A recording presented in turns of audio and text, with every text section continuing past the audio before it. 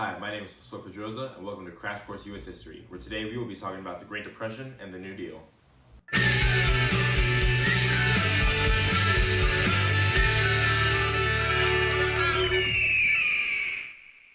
So, the Great Depression, you may be wondering what it is.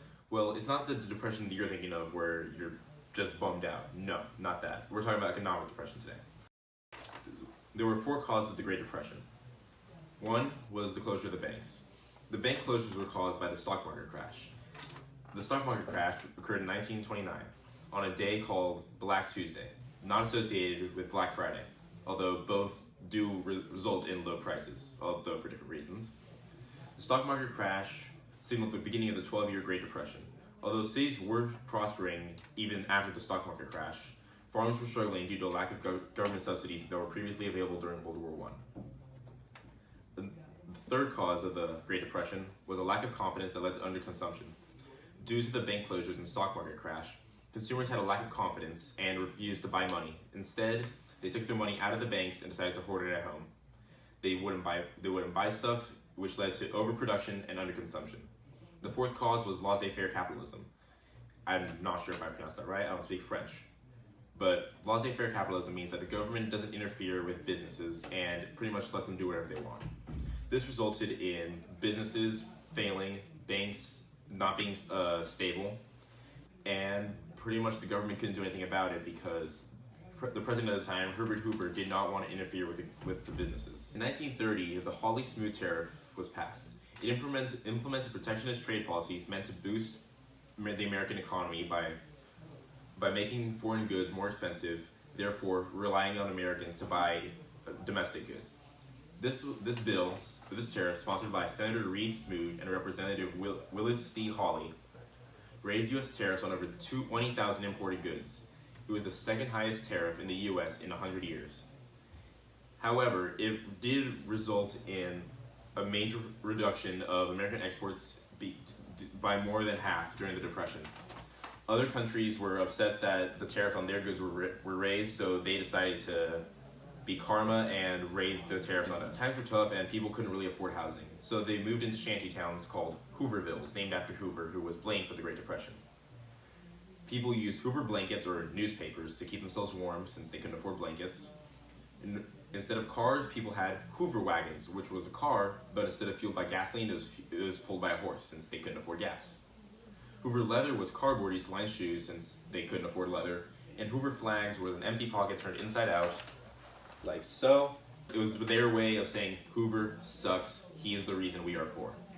Another cause that made people hate Hoover was the bonus army, or in other words, it was an assemblage of some 43,000 members, and they were pretty much World War I veterans and their families. They demanded cash payment redemption of their service certificates, and they were led by Walter W. Waters.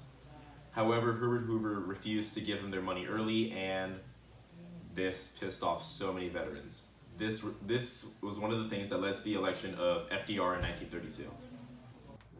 Herbert Hoover created the Reconstruction Finance Corporation, or the RFC. Between 1932 and 1957, it provided financial support to local and state governments. It made loans to businesses, and it was meant to boost consumer confidence and help banks return to daily functions after the start of the Great Depression. Its first president was former Vice President Charles Dawes under Herbert Hoover. However, it wasn't really Herbert Hoover that made it worthwhile. It was FDR, after his election, that made it important. He increased funding for it and used it to help restore businesses to prosperity.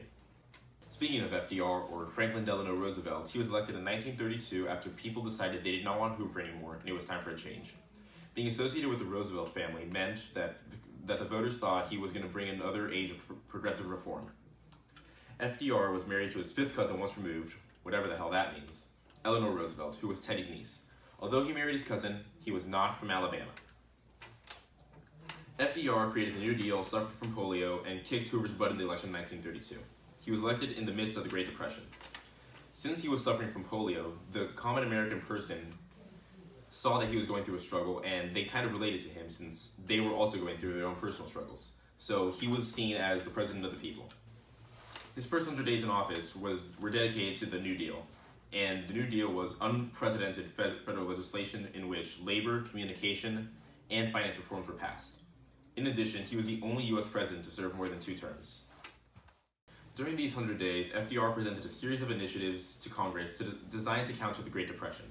He said, and I quote, "I am prepared under my constitutional duty to recommend the measures that a stricken nation in the midst of a stricken world may require." That was pretty much him saying it was his constitutional duty as president to make sure that the American people got back on their feet and to make sure something like this wouldn't happen again, although we got pretty close in 2008, but that's a topic for another day. His priorities during these first 100 days were getting Americans back to work, protecting savings and banks, creating prosperity, healthcare, getting industry and agriculture back on their feet. He enacted 15 major laws during these first 100 days. Because of FDR's first 100 days, the first 100 days of any president are used as a benchmark for early success of that president. FDR's cabinet, otherwise known as a brain trust, was made up of 3 Columbia University professors, Professor Moley, Tugwell, and Barrell Jr. These cabinet members were designed to help him come up with his New Deal legislations. Speaking of this New Deal, let's get into it. The New Deal was a series of federal programs in response to the Great Depressions. It focused on 3 R's, not reduce, reuse, recycle, although those are equally important, but the New Deal, 3 R's, focused on relief, recovery, and reform. The New Deal was a series of federal programs, public work projects, financial reforms, and regulations enacted during the 1930s. Some of these federal programs include the Civilian Conservation Corps, or the CCC, Civilian Work Administration, or the CWA, the Farm Security Administration, or the FSA, the National Recovery Act of 1933, or the NRA, not the gun one, and the Social Security Administration, or the SSA. These programs included support for farmers, the unemployed, youth, and the elderly, as well as new constraints and safeguards in the banking industry and changes to the monetary system. So let's talk about 2 specific ones, the Farm Security Administration and Social Security. The Farm Security Administration was meant to bring back the falling economy of agriculture, which was failing due to a lack of government subsidies. FDR created programs to support farmers and bring them back on their feet so that way they wouldn't be overproducing and underselling. Social Security Administration is what a lot of your parents and grandparents are on. It pretty much gives them money after they retire so that way they don't need to be old and keep busting their butts working. It lets them live a life of retirement and live in peace. Speaking of the FSA, let's talk about a very important photographer during that time, Dorothea Lange. She was an American documentary photographer and photojournalist, best known for her Depression-era work for the FSA. Her photographs humanized the consequences of the Great Depression and influenced the development of documentary photography. Through her photography, she exposed the conditions of farm workers at the time and boosted support for FDR's FSA. Still on the topic of agriculture for some reason, let's talk about a very important Supreme Court case, Butler versus the United States. It was a case in which the Supreme Court of the United States ruled that processing taxes instituted under the 1933 Agricultural Adjustment Act were unconstitutional. Justice Owen Roberts argued that the tax was but a means to an unconstitutional end that violated the 10th Amendment. In 1934, Congress passed the Indian Reorganization Act, or the Wheeler-Howard Act. It was the U.S. federal legislation that dealt with the status of Native Americans, known in law as American Indians or just Indians. It was the centerpiece of what has often been called the Indian New Deal. This was FDR's way of saying that not only was he going to be focusing on the white man, but he was going to be focusing on everyone, since America as a whole is one united country. During FDR's second New Deal, he passed two very important programs, the Wagner Act, which protected labor unions, and the FLSA, or the Fair Labor Standards Act, and that introduced minimum wage, overtime, and child labor standards, all of which are still around today. With all the stuff I've been talking about, you must think, wow, FDR is such a great guy, right? Well, he did do some pretty shady stuff. The most shady thing he did was called court packing, or in other words, what he did was increase the size of the Supreme Court and brought in several new justices who would change the balance of opinion on the Supreme Court. At the time, the Supreme Court was mainly dominated by Republicans, so Roosevelt decided to bring in Democrats that would support his views. He proposed packing the court in 1930s. Then several conservative justices were inclined to declare part of his program, the New Deal, unconstitutional. Congress would not allow the number of justices to be increased, and Roosevelt was criticized for trying to undermine the independence of the court.